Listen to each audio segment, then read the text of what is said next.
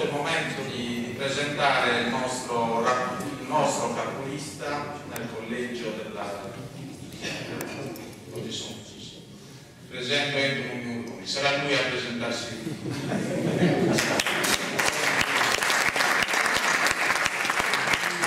Grazie per arrivarci, grazie per aver voluto dedicare 2 ore del vostro sabato per parlare con noi, per insomma, capire cosa sta succedendo in questo variegato mondo del sardismo, autonomismo, indipendentismo, sovranismo, lo chiamano in tutti i modi, ma per non dire la cosa che è più importante dire.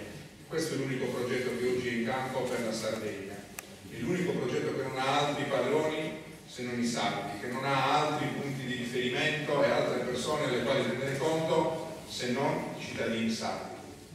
Diceva bene Cristiano, non siamo rappresentati, non ci vedete in televisione, non sapete niente di noi se leggete i giornali tradizionali. Oggi sono stato al mio paese, sono andato a un funerale di una persona cara e c'erano persino i miei compaesani che non sapevano che io sono candidato. Questa è una cosa di un'emergenza democratica incredibile. Eppure non è che siamo dei passanti, non è che siamo delle persone che si sono alzate di malumore una mattina e hanno deciso presentiamo anche noi una lista alle elezioni politiche. Qua c'è, in questo stesso progetto, in queste 8 liste che si sono radunate sotto un unico simbolo, sono rappresentate forze che alle scorse regionali nel loro complesso hanno preso oltre 100.000 voti. Oltre 100.000 voti. Sono rappresentate forze che sono storiche nella lotta per l'indipendentismo, come Sardegna Nazione, che come IS è rappresentata a Sardegna Possibile, che con Michela Murgia ha preso circa il 10% alle scorse elezioni regionali. È rappresentato un movimento giovane ma capillare che si muove tantissimo, che riesce ad attirare tantissimi giovani come Libero. È rappresentata una parte importante dell'esperienza sardista negli ultimi 10-15 anni come Rossomori. È rappresentata un'associazione culturale giovane come Sardos, che ha richiamato alla vita pubblica, che ha chiamato il servizio permanente effettivo tanti professionisti, tanti imprenditori, tante persone dal mondo del volontariato, tanti amministratori pubblici, tante persone che fin qui non avevano voluto impegnarsi nella cosa pubblica. Sono tutti animati dallo stesso principio, dalla stessa finalità: riportare il centro della decisione in Sardegna. Oggi il problema gigantesco che noi abbiamo è questo: essere spettatori di quanto accade nella nostra isola, essere persone che assistono ormai impotenti, quasi rassegnate, avendo perso la speranza a quanto è accaduto di irreversibile, secondo molti, da quello che sento in giro. C'è tanta gente che si è fatta domare il pensiero: è irreversibile, non possiamo farci niente, non vanno più a votare, ma voto per la protesta, ma voto Salvini, almeno cacciano gli immigrati, almeno ammazzano gli immigrati, così mi sfogo. Così con qualcuno me la prendo del fatto che io sto male. Oggi su Facebook ho risposto a una signora che dice: mi dovete dire come la pensate voi sugli immigrati. E io ho risposto: mi scusi signora, ma il suo problema quando lei si alza al mattino sono gli immigrati? Il suo problema principale di questa terra sono gli immigrati? Ma lei ha figli? Sì, ne ho 2. E cosa fanno questi figli? E uno in Scozia, e cosa fa? E per il momento fa la laurea. E l'altra è a Firenze, e cosa fa? La bambinaia. Sono mestieri fantastici, per carità, non ho nulla da dire, si possono fare anche in Sardegna. Adesso sono dovuti andare a fare i precari e mestieri non specializzati lontani dalla Sardegna. Le mancano i suoi figli, è la cosa che mi manca di più.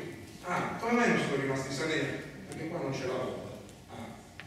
E di salute sta bene? Sì, io sto benissimo, ma mio marito non sta molto bene. Come mai? Guarda, deve fare un sacco di esami, ma non riesce a trovare posto. Se non paghiamo, un esame a 5 mesi, un esame a 8 mesi, un altro esame deve tornare nel 2020. Grossi problemi, signore. E sui nipoti? Un nipote di questa mia figlia che è andata a lavorare qua è rimasto con me. Però non sappiamo ancora se la scuola in questa qui la lasciano aperta o se la devo portare dall'altra parte della città, perché qui siamo troppo pochi. Chiudono anche la scuola. Perciò praticamente cosa succede? E questa donna ha i figli che sono dovuti andare via, ha il marito malato che non trova posto in ospedale, che deve fare gli esami a babbo morto, ha i nipotini che non sa se potranno andare ancora a scuola, e il suo problema però sono gli immigrati, perché gliel'ha detto Rete 4, che il problema suo sono gli immigrati, e lei sta male perché qua non è immigrati. È ora di smettere di farsi lavare il cervello, da chi ci dice cosa dobbiamo pensare. Quello che dobbiamo pensare non ve lo devo dire io, lo sa ognuno di voi qual è il tipo di vita che state facendo, se state meglio oggi o sarete meglio 20 anni fa o 30 anni fa. Siamo la prima generazione che sta peggio di quanto stavano i propri genitori, oppure mia figlia sarà la prima generazione che sta peggio di quanto stavo io quando avevo la sua età, perché io avevo una prospettiva di lavoro, avevo la possibilità di avere la scuola sotto casa, avevo la possibilità di andare all'università pagando delle tasse universitarie mediamente giuste. Chi lo dice che le tasse universitarie negli ultimi 6 anni sono aumentate del 181% mediamente? Chi lo dice? Nessuno! Nessuno! Nonostante siano aumentati i fondi che la Regione trasferisce all'università. Dove vanno questi fondi che la Regione dei professori universitari trasferisce all'università? Ve lo dico io dove vanno. Non vanno in ricerca, non vanno in didattica, non vanno in niente di quello che serve per rendere i nostri ragazzi più competitivi sul mercato globale. Vanno in urbanistica, in costruzione, in padiglioni, in incarichi, in collaudatori, in clientele. È ora di finire. Abbiamo di fronte a noi una situazione così incrostata, così irrisolvibile, che è chiaro che poi il cittadino reagisce e dice non si posso fare più, non vado a votare. E quello che voglio è quello che le persone, che i pastori non vadano più a votare, che le persone, che gli anziani non vadano più a votare, che i giovani si disinteressino e non vadano più a votare. Così lo sapete chi ci va a votare? I clientes, quelli a cui la politica ha fatto i favori, quelli che sono obbligati a votare per quelli a cui hanno fatto i favori. Ed è un sistema che si è abitato su se stesso, che non potrà dare risposte. Negli ultimi 25 anni, chiamo qualsiasi professore universitario che fa parte di questa giunta regionale a smentirmi, tutti gli indicatori economici saldi sono peggiorati. Il PIL è calato, nonostante la Saras continui a produrre il 60% del PIL regionale, tutto deve essere calato. Le industrie hanno chiuso. La pastorizia è ancora più in ginocchio rispetto a quanto era 25 anni fa. I giovani se ne vanno di nuovo. Davino ha parlato di cicli, di corsi e ricorsi nella storia. Siamo nel pieno di quanto già accaduto nei dopoguerra, di quanto già accaduto di nuovo alla fine degli anni 60. I nostri ragazzi se ne vanno. 7.000 giovani ogni anno sono costretti a emigrare. E non bastano i 7.000 che se ne vanno, abbiamo anche 3.000 bambini in meno che nascono ogni anno rispetto a 25 anni fa. Ne nascevano 13.300 all'inizio degli anni 90 ogni anno. Oggi ne nascono 10.500. Ci sarà un motivo? Ci sarà un motivo se non c'è più fiducia di farsi una famiglia, di stare qua? Ci sarà un motivo perché il 60% dei paesi sardi si sta spopolando e la Sardegna si sta desertificando? Queste cose succedono perché c'è una congiunzione astrale che non combina?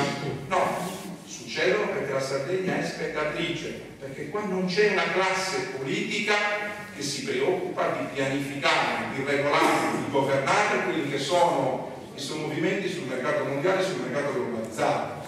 Dove non c'è economia non ci può essere progresso.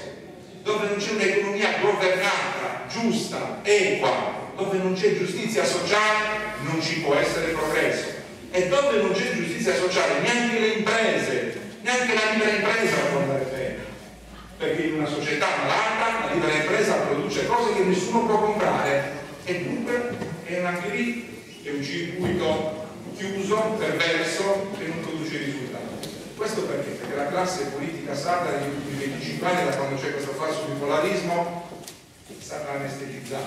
Già lo è nessuno. Già la società sarda in questo sistema non si è rivelata capace di reagire. Non abbiamo dimostrato di avere anticorpi, non ce li abbiamo, crediamo a tutto, persino a Di Maio, persino a Grillo, persino a Salvini, prendiamo questi per salvatori. Non è che ne analizziamo le competenze, le ricette, no, agiamo in pancia. Siccome voglio punire Renzi per tutto, mi va bene Di Maio. E i sardi che hanno una proposta diversa, non voi siete piccoli, voi siete sardi, mica potete avere le risposte per la Sardegna. Le risposte per la Sardegna arrivano da Roma. come sono sempre arrivate, con risultati che adesso vediamo. Abbiamo avuto, da quando c'è l'elezione diretta dei presidenti, 4 presidenti della regione, neanche uno nominato dai sardi, neanche uno scelto dai sardi, noi l'abbiamo solo ratificato. Pigliaro lo ha scelto Renzi, Capellacci lo ha scelto Berlusconi, Solo lo ha scelto Prodi, Pili lo aveva scelto sempre Berlusconi. Ma se uno è scelto da un capo che sta oltre il regno, ha il margine di manovra per fare le scelte che riguardano il suo popolo, i suoi amministrati, o deve rispondere a quello che gli dice chi lo ha fatto? Chi l'ha fatto Pili. Monti nel 2011 mette all'ordine del giorno la questione degli accantonamenti. Cosa sono gli accantonamenti? È la quota che ogni regione deve pagare per partecipare al risanamento del debito pubblico. Okay? Con un piccolo particolare: chi ha le regioni speciali che hanno la sanità locale sono escluse dal pagare questi accantonamenti. Finché c'è Monti noi non li paghiamo. Entra Letta, dopo le elezioni di 5 anni fa, precisamente con la finanziaria 650 milioni di accantonamenti anche alla Sardegna. Allora il governo c'è ancora a conta sua, Cappellacci che la sua volta distinto, poi ve lo racconto, per essere invece dipendentissimo di Berlusconi. Però Cappellacci fa almeno una cosa di buono, forse ne ha fatto 2, c'era anche la flotta sarda, un tentativo di fare qualcosa di buono. Fa il ricorso, cioè non è possibile, l'accordo era che noi non li pagavamo, fa il ricorso alla Corte Costituzionale. Il governo piglia, bacia, manitella, subentro, nel suo primo anno di governo prende in mano la questione, si confronta con Renzi che nel frattempo è diventato Presidente del Consiglio, si mettono d'accordo senza passare per il Consiglio regionale, senza passare per l'opinione pubblica sarda, e Pigliaro, in un blitz romano, ritira il ricorso alla Corte Costituzionale. Le altre regioni a statuto speciale lo lasciano in piedi quel ricorso e lo vincono. Dunque il governo gli deve restituire i soldi perché non lo dovevano pagare con gli accantonamenti. Noi invece continuiamo a pagarli 650 milioni all'anno. Poi chiudono un'altra partenza entrate che era stata bella con un accordo al ribasso, praticamente facciamo i conti tra accantonamenti e peso. In quell'altra partenza entrate Pigliaro, per la sua fedeltà a Renzi, ha lasciato per strada 4 miliardi e mezzo. 4 miliardi e mezzo di euro, sono 9.000 miliardi delle vecchie lire. Ma con 4 miliardi e mezzo quanti piani straordinari per il lavoro facciamo? Quanti piani di infrastrutture facciamo? Quanto doppio binario della ferrovia facciamo? Quanto gap infrastrutturale riusciamo a ridurre? Qualcuno ci pensa a questa cosa qua? Chi lo dice? Chi la denuncia questa cosa? Chi è che dice che Pigliaro per fare questa cosa con Renzi ha impoverito la Sardegna? E Cappellacci l'aveva fatto appena entrato, appena nominato da Berlusconi Presidente della Regione, da noi ratificato, si vende una parte del territorio della Sardegna mettendosi d'accordo, lo dicono i giudici, non lo dico io, con Flavio Carboni, con Denis Verdini, con Marcello De Lutri, e si spartiscono la torta eolica che vi ha raccontato Gabino Sala. Un progetto, dicono i giudici, non so se sia vero o no, c'è un processo in corso, ci sono richieste di condanna che verranno esaminate adesso, ma ci sono intercettazioni che sono inequivocabili, nato sotto la regia della direzione nazionale di Forza Italia. Questa è la Sardegna di questi partiti italiani, cioè la Sardegna spartita a tavolino sulle nostre spalle, e nessuno di noi che si ribella, e nessuno di noi che dice basta. Io vedo ancora le sale piene quando Cappellacci o Renzi o Salvini gli cantano, fanno il ballo sardo, gli regalano la berrita. Ma è possibile che siamo ancora a questo livello? Ma è possibile che questo popolo ha così pochi anticorpi che non riesce a riconoscere quello che gli è stato fatto da questa gente? Ed è possibile che, non avendo imparato questa lezione, noi continuiamo a pensare che qualcuno può arrivare a salvarci da Roma, e Di Maio, il nuovo salvatore. Ma voi pensate, vedete cosa sta per succedere, no? C'è una legge elettorale che è stata costruita perché nessuno possa vincere le elezioni. Nessuno vincerà le elezioni, bisognerà fare un governismo. O lo faranno Di Maio con Salvini, o lo farà Forza Italia con Berlusconi con Renzi. Nessuno vincerà. Eppure i tifosi blatterano il voto utile, preoccupati per il fatto che noi siamo in crescita, per il fatto che stiamo organizzando, per il fatto che abbiamo seguito, per il fatto che sempre di più cittadini si stanno interessando, nonostante il blocco della stampa, alle nostre cose. Adesso la cosa è: non votate, il voto non è utile, è un voto disperso, è un voto sprecato. Invece io vi voglio dire una cosa molto semplice, vi chiedo di ascoltarla bene questa cosa, perché secondo me è una cosa importante che dovreste ripetere, dovreste dire a tutti quelli che vi dicono che il voto a polo d'autodeterminazione è un voto sprecato. Io vi dimostro, numeri alla mano e opportunità alla mano, che il voto sprecato in Sardegna non è quello al polo dell'autodeterminazione, ma è quello dei partiti italiani. Il 30% dei voti saldi, in numeri, sono 300.000 voti, 270.000, 300.000 voti. Sapete quanto sono 300.000 voti nella percentuale italiana? Quasi l'1%, dallo 0,5 all'1%. Significa che chi prende 300.000 voti in Sardegna assomma a tutto il resto che prenderà in Italia un ulteriore 0,8, 0,7, 0,9.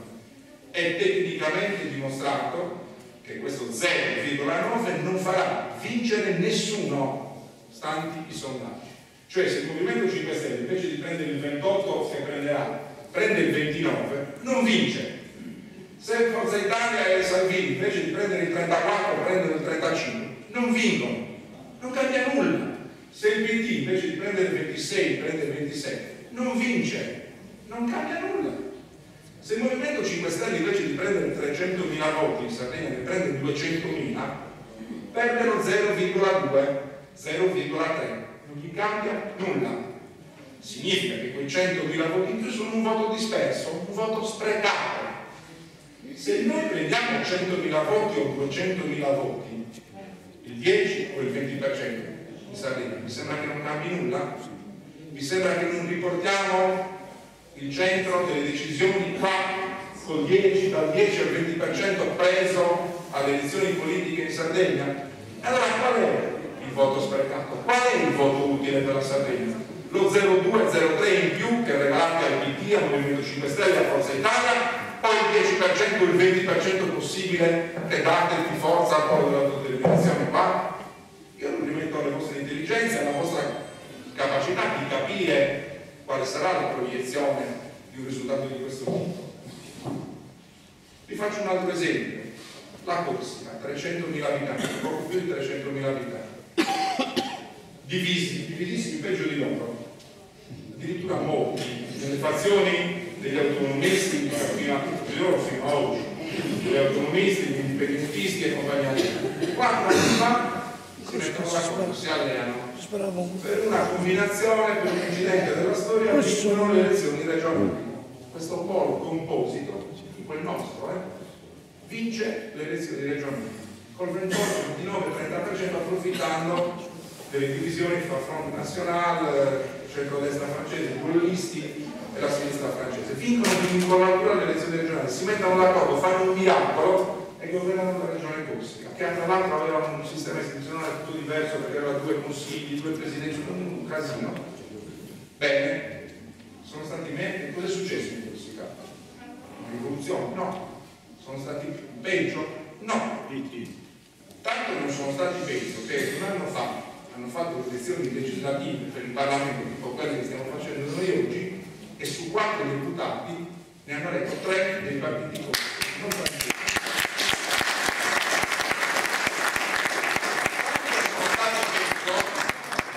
Sono stati peggio, se ne sono fregati del voto utile, del fatto che non sarebbero stati maggioranza o in minoranza, avevano una rappresentanza corsa all'interno dell'Assemblea nazionale. Hanno rifatto le elezioni regionali 2 mesi fa, il 56%, hanno raddoppiato i voti rispetto a 3 anni fa. Evidentemente così male i corsi non sono stati, dando fiducia ai loro rappresentanti. Ma di più, dopo essere stati ignorati per decenni, tutte le loro istanze ignorate per decenni, il grandissimo presidente Macron, trionfatore delle elezioni francesi, è dovuto scendere a Canossa, o più che a Canossa è dovuto scendere a Bonifacio, a Bastia e ad Ajaccio. Era lì 2 giorni fa, è dovuto andare lui. E perché Macron si è scomodato? si è detto no a quasi tutte le rivendicazioni per il momento, ma perché si è scomodato e perché ha dedicato la sua agenda alla piccolissima Corsica, ai 300.000 abitanti? Perché i politici corsi e l'assemblea regionale corsa avevano un intero popolo dietro, si sono girati e hanno visto che c'era un intero popolo dietro di loro, che voleva difendere i propri interessi e che voleva riportare il centro della decisione per la Corsica in Corsica. Quando arriverà il nostro momento? Quando arriverà il momento che invece di ballare il ballo sacro, di regalare la bevita a Renzi e di prostrarci come ha fatto Piglero recentemente, ricevuto in una saletta dell'aeroporto da Gentiloni, che lo ha salutato persino distrattamente perché doveva parlare con il suo amico Zeta, sindaco di Cagliari? Quando arriverà quel momento nel quale, quando pensano alla Sardegna, non diranno più tranquilli, è già tutto nostro e possiamo fare quello che ci pare, gli farà invece un progetto e dire calma, quelli hanno tutto un popolo dietro, dobbiamo scendere a patti, dobbiamo cercare di capire quali sono le esigenze di quel popolo, dobbiamo metterci il problema che quel popolo ha delle rivendicazioni, si vuole autogovernare. Finché inizieremo questo processo, questa inversione di tendenza dei numeri che vi ho detto, che sono implacabili, non ci sarà mai, perché nessuno da Roma verrà salvato, non verrà Salvini, non verrà Di Maio, come non sono venuti Renzi e Berlusconi e D'Alema e tutti gli altri che si sono succeduti. Questa è la strada che noi dobbiamo fare. Oggi stiamo lì perché vi siete candidati alle elezioni italiane e immagina che qualcuno continua una domanda che mi sconforta, che mi getta nello sconforto, quando qualcuno mi dice io non sono d'accordo che voi vi siate candidati alle elezioni politiche, dovevate aspettare le regionali. Ma bisogna sempre aspettare, bisogna sempre rinviare, bisogna sempre non essere pronti, bisogna sempre dire che si è piccoli, che non si hanno sogni, che non si ha speranza, che non c'è niente da fare, aspettare, rinviare, lo farà un altro. No, ovviamente tutti tocca a noi farlo, tocca a noi iniziare questa maratona. La maratona per arrivare al 42esimo chilometro prevede il primo, il secondo, il terzo, il quarto, il quinto. Se tu non fai tutti i chilometri prima di arrivare al 42esimo non ci arriverai mai alla fine. Non possiamo pensare di partire dal 41esimo e di arrivare direttamente al 42esimo. Prima o poi dovevamo allacciarci le scarpe, infilare e iniziare la corsa. Il momento è arrivato, ci dovete aiutare voi a farlo. Grazie.